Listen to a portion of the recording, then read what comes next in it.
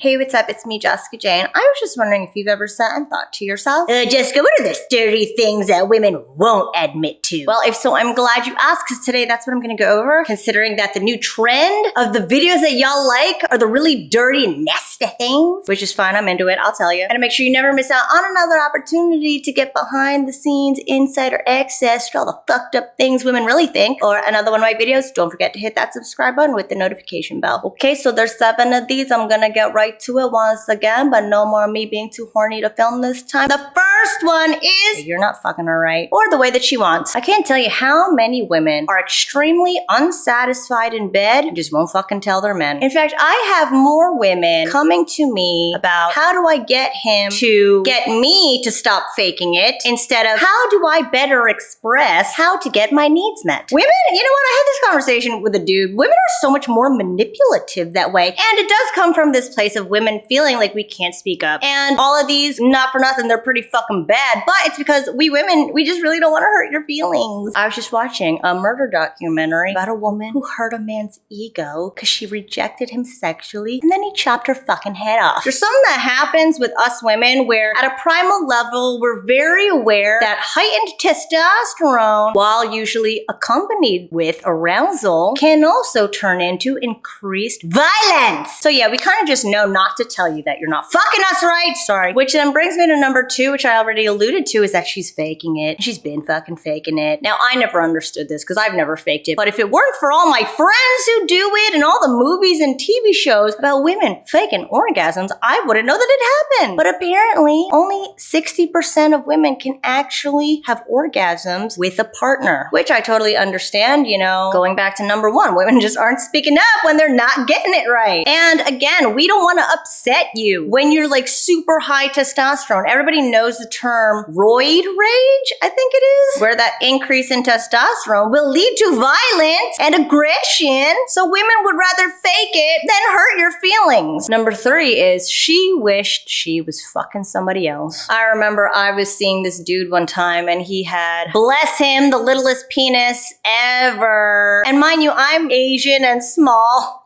And he used to say like, oh my God, you make me feel so big. And I was like, oh my God, you make my pussy feel so big. But I could not, I remember the last time he and I ever had sex, and I had to think about my ex-boyfriend before him in order to get off. And it wasn't happening for me. And he kept asking like, are you gonna come? Are you gonna come? Are you gonna?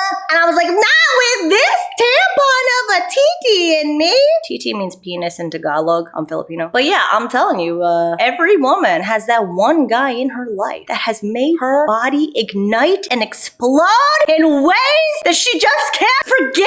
Huh? And if you aren't having that effect on her, she still wishes she was fucking the guy that does have that effect on her. Which then brings me to number 4, which is sometimes she'll need to think of something else in order to get her off because you're not doing it. I did this a lot in college. If I was sleeping with dudes who just didn't know what they were doing, I got naked, I'm gonna have an orgasm. I don't care if you're gonna give it to me or if I'm gonna give it to myself with my thoughts. So yeah, I would have to think of like other dudes or other things. You know, I think of like sexy porno scenarios. Or, you know, back in my day, Jenna Jameson had some pretty saucy scenes that I was very like, oh shit, yeah.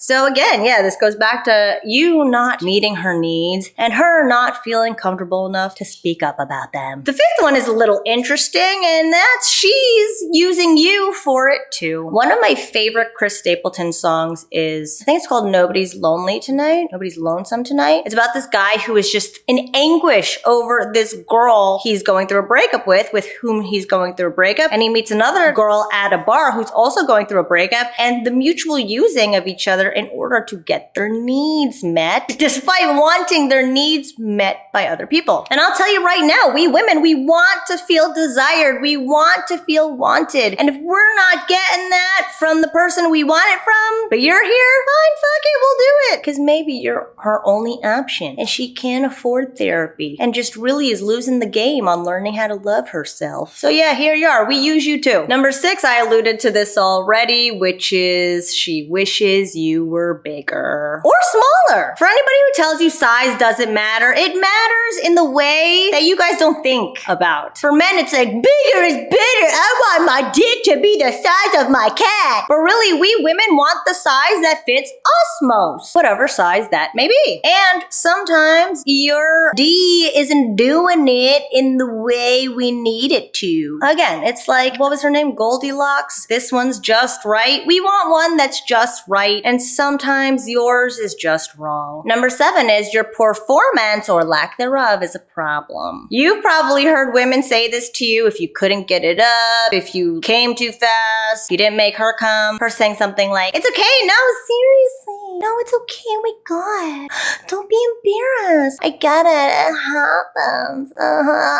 Fucking lying ass bitch. I'll tell you right now, we get really butthurt over that shit. You bet your ass she's going into the fucking bathroom, group texting all her friends about this whack ass with his whack wanker, won't fuck me right. Yeah, we really take that shit to heart, dude. I'm sorry. But here's the thing, when you get a woman so fucking turned on and so into you, none of this shit matters. Not even that, the passion and the chemistry alone will be enough to propel that woman to come her fucking brains out. Some of the most intense sexual experiences have been with guys that I had such strong emotional connections with, such intense chemistry with. And I'm pretty sure all we ever did was like missionary. But that was like the hottest fucking missionary of all time. In fact, one of the dudes that I was like most passionate with in my life, I'm pretty sure he was like no bigger than like 4 inches. And he was like really overweight and he was like so broke, God help me. Like on paper, I'm fucking embarrassed. But at that time, we had we had so much emotions invested into our very short courtship. However, you know, it was a great